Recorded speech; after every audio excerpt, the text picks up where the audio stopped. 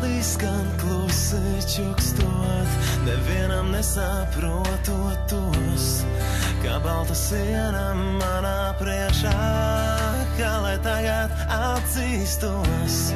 Tik daudz jau pateicis es esmu, bet nesaprast es tik un tā. Nav jēgas skaniem vārdiem tādiem, kas skan tālāk klusumā.